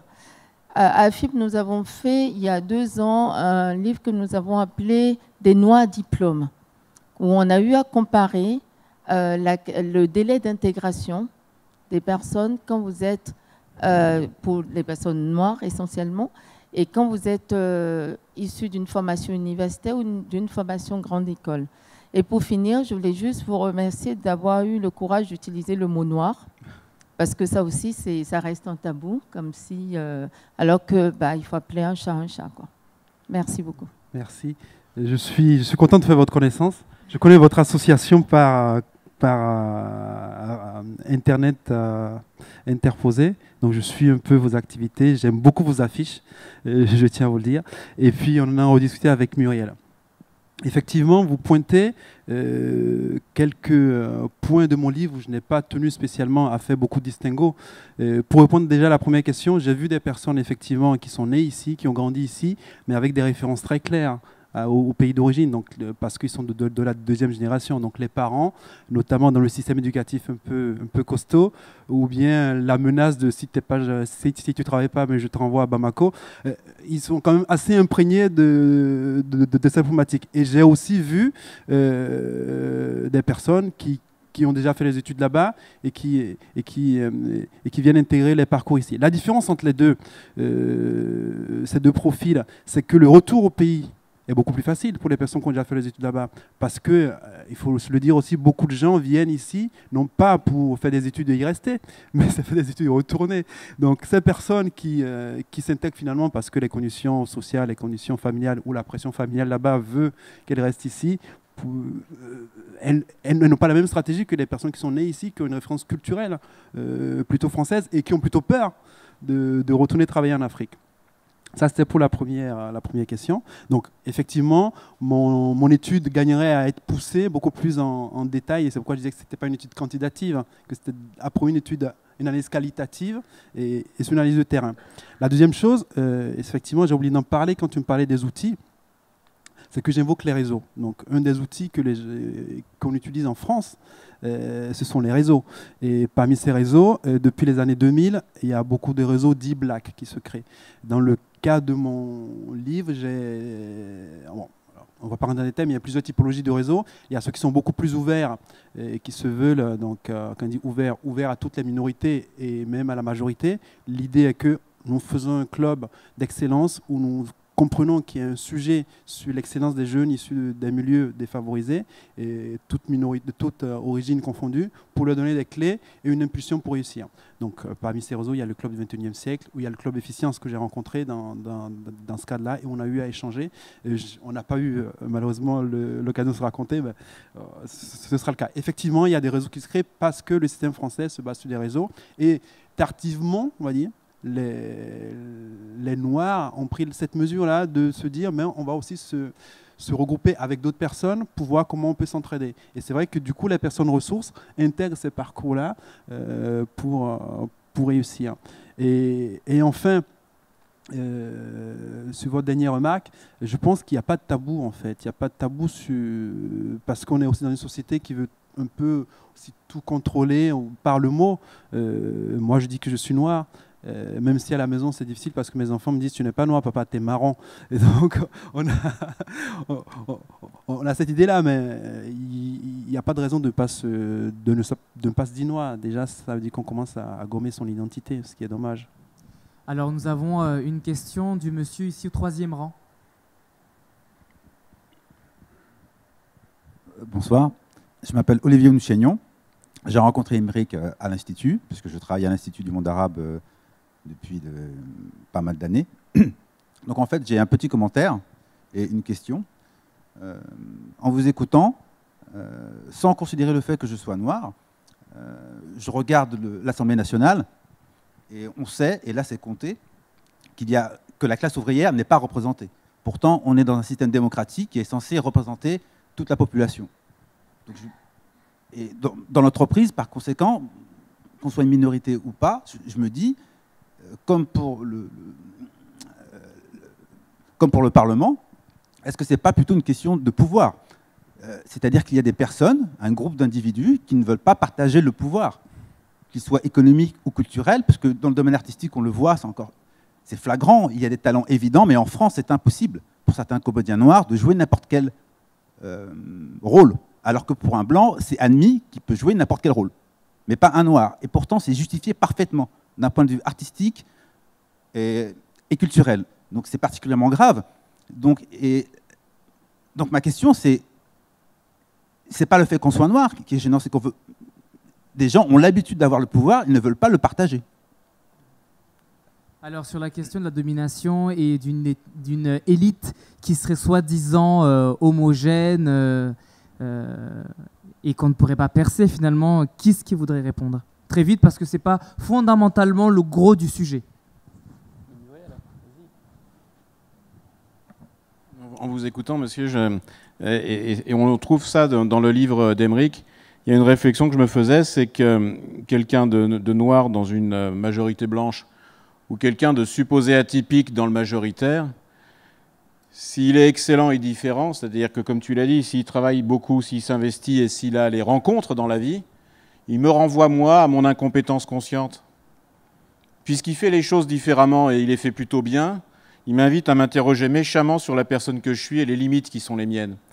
Et donc ça, dans le livre d'Emeric, vous verrez, c'est pour moi une source d'inspiration réelle. Quelqu'un d'atypique, il interroge toujours le majoritaire sur la capacité du majoritaire à protéger les atypiques. Et il faudrait presque s'en faire un devoir volontaire, travailler contre soi-même pour accepter que quelqu'un fasse les choses différemment de moi et les fasse plutôt bien.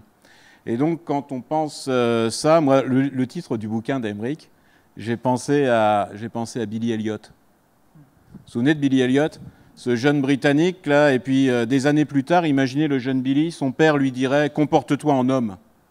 Et là, tout d'un coup, c'est toute une histoire de vie qui est ressuscitée. Ce qui est très très beau dans ton bouquin, Emeric, et dans votre question, monsieur, c'est qu'on marche tous sur la trace de nos aïeux. Et que quand on veut aider une société à se transformer, il faudrait qu'on réfléchisse aussi collectivement à quels sont les modèles d'identification, comme vous dites, et pourquoi un comédien blanc pourrait tout jouer, et pourquoi un comédien noir, les frontières, en fait, très tôt, très vite surgissent. Et donc, quelqu'un qui voudrait œuvrer pour le bien, moi je l'entends comme ça, c'est quelqu'un qui fait l'effort de connaître l'histoire de vie de la personne avec qui il travaille. Et deuxièmement, c'est quelqu'un qui fait l'effort de protéger des gens qui, dans le commun des relations, sont ce qu'on pourrait appeler, et c'est une manière de rendre justice à René Girard, qui vient de disparaître, une des plus belles figures intellectuelles françaises, un bouc émissaire ou une victime émissaire. Parce que sa singularité, d'une certaine manière, elle nous questionne très profondément sur la capacité que j'ai à rencontrer ce que Michel Socquet appelle l'intelligence de l'autre. Ça, dans ton livre, Emeric, j'ai beaucoup apprécié cette réflexion du majoritaire et du minoritaire. Si on veut que les talents soient ce qu'ils sont, protégeons-les. C'est-à-dire faisons un effort sur nous-mêmes pour accepter en fait qu'ils soient à côté de nous. Ça, vraiment, je voudrais répondre, enfin, vous le témoignez comme ça, parce que, et ça, c'est un travail au sens noble du terme. C'est un perpétuel recommencement sur nos catégories, nos référentiels de sens. Est-ce qu'on prend à la rigueur une dernière question pour qu'on puisse passer aussi à ta dédicace puis au cocktail? On fait comme ça? On prend une dernière? Bonsoir, je m'appelle Margarita Aborana, je fais un master en management interculturel à Dauphine. J'ai une question en fait sur les actions que Philippe en a parlé sur ton livre, votre livre. Je ne l'ai pas lu encore, Emeric, donc, mais je me permets de poser les questions sur les actions en fait. Et c'est surtout sur votre commentaire sur le comptage. Ok, on compte. On compte où un métis? On compte où un kabyle? On compte où quelqu'un qui s'appelle Mahomet ou Mohamed ou Ahmad, mais qui est athée? On le compte où?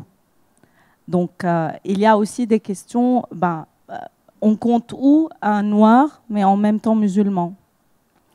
Donc, il y a aussi moi, je n'ai pas de réponse, je ne sais pas si vous en avez. À propos des actions, Philippe en a parlé des quotas. En tant que féministe, j'étais très pro quota pour les femmes parce que je crois que ça aide, parce que si j'ai bien compris, parce que j'ai lu ton livre, Philippe, avec Ewald, c'est pas les discriminations, mais l'autre sur les ressources humaines, et c'est toujours une phase de transition, les quotas, pour arriver à un moment donné d'oublier les quotas et même les excéder. C'est facile quand on est femme. Mais comment faire, qui en fait suit l'autre question, pour parler des Noirs ou parler des... Je ne sais pas si on veut aussi introduire musulmans, arabes. Quelqu'un de troisième génération qui est ici, est-ce qu'il est arabe? Qu'est-ce qui lui reste d'être arabe? Quelqu'un de métis, on le compte noir, on le compte blanc. Donc, voilà. Ben, j'avoue, c'est ce que je disais en introduction, je ne me suis pas beaucoup penché sur la question des solutions. Je ne me suis pas beaucoup penché, en tout cas en termes de réflexion, sur comment ça pourrait se manifester. J'ai voulu voir comment faisaient les autres en général et comment faisaient ceux qui réussissent pour les montrer un exemple, donc tel des étoiles. Après, j'ai quand même grandi dans un certain environnement et j'ai quand même, on va dire, un certain fondement, n'en déplaise, culturel, qui fait que j'ai toujours admiré, moi, la discrimination positive américaine. Qui fait que effectivement on a des noirs dans les films, ok, mais qui fait qu'aujourd'hui un certain Barack Obama peut être président de la République. Et il affirme, il le dit, je vous invite à aller regarder ses vidéos, notamment ses premières vidéos. Il le soutient, il a pu faire Harvard, il a pu faire son parcours parce qu'il y a eu ces quotas-là de dire nous voulons favoriser ces gens-là. Et quand je regarde ça, je ne peux que me poser la question, comment ils ont fait? Ils ont mis des métis là-bas. Ils ont mis des métis latinos et autres métis. Ils ont eu juste, à un moment donné, à dire, je ne vais pas couper le cheveu en 5. Je dois prendre une décision. Et je dis, c'est ça. Et je l'assume et j'expérimente. Et quand j'ai expérimenté, si ça ne se passe pas bien, je l'ajuste. On est forcément dans cette question, dans un processus d'expérimentation, ajustement, et dans un processus transitoire. Je ne suis pas en train de dire, on grave dans la Constitution française le processus on va dire, le principe de la discrimination. Je suis en train de dire, il y a un problème d'équité. Comment je fais pour le résoudre? Mais dans une phase transitoire, je définis les cadres, et en fonction de ça, j'ajuste. Et je dois mettre un autre bémol tout de suite. Et pour reprendre le cadre de l'action positive, parce qu'effectivement, quand on fait la traduction, on dit discrimination positive, mais c'est affirmative action, donc plutôt action positive, au sens où Philippe le dessinait.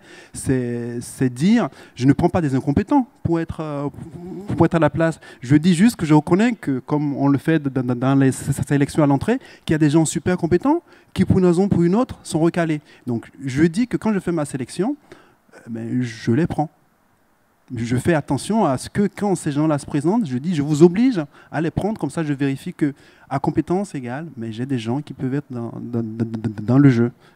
Et c'est un peu... Après, la question des musulmans, c'est un peu trop compliqué. La question de toutes les petites catégories qu'on peut faire, c'est un peu... En tout cas, ça dépasse le cadre de ma réflexion. Moi, je suis dans un monde professionnel et je dis, il y a un sujet de base qu'il faut traiter. Moi, je suis assez content qu'on finisse sur une question sur les identités.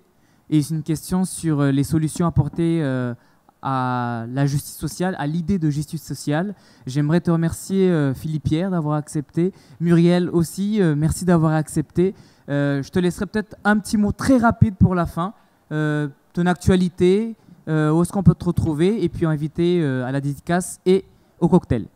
Déjà, je voudrais vous remercier tous d'être venus ce soir. Certains que je connais depuis longtemps, d'autres que je ne connais pas, mais ça m'a fait plaisir d'échanger. Je sais que c'est un sujet très très délicat. Pour en avoir discuté pendant 2 ans, ça crée souvent des tensions ou de l'incompréhension. Donc j'espère que le message que je voulais passer en disant c'est un problème d'équité et de justice qu'il faut traiter, alors je n'ai pas toutes les solutions, mais je montre que c'est un problème. Ce message est passé et que quand on parlera de plafond de verre, on ne le comprendra pas tout de suite. Oh, une énième complainte de l'homme noir qui veut être calife à la place du calife. Donc ça, c'est déjà le premier truc. Le deuxième message que je voulais passer, et c'est là, je fais l'autopromo de mon livre, il se veut vraiment positif. C'est-à-dire, une fois qu'on a dit ça, on a parlé de beaucoup de stratégies, et j'ai beaucoup aimé la partie de Muriel qui parlait d'innovation. L'objectif dans la vie, c'est pas d'être chef d'entreprise. En tout cas, pour réussir sa vie, ne peut pas être forcément être chef d'entreprise ou chef d'une entreprise du CAC 40. Il y a d'autres stratégies de développement, et il y a peut-être aussi à investir, à dire, est-ce que quand je poursuis un lièvre, est-ce que c'est le bon lièvre? Mais en tout cas, ce que je montre dans ce livre-là, c'est que c'est possible. il n'y a pas de fatalité et que notre République en offre les moyens et qu'il faut arrêter de dire aussi tout le temps que c'est que de la discrimination. Il y a d'autres sujets derrière. On n'a pas eu de psychologie, on n'a pas eu de statistiques.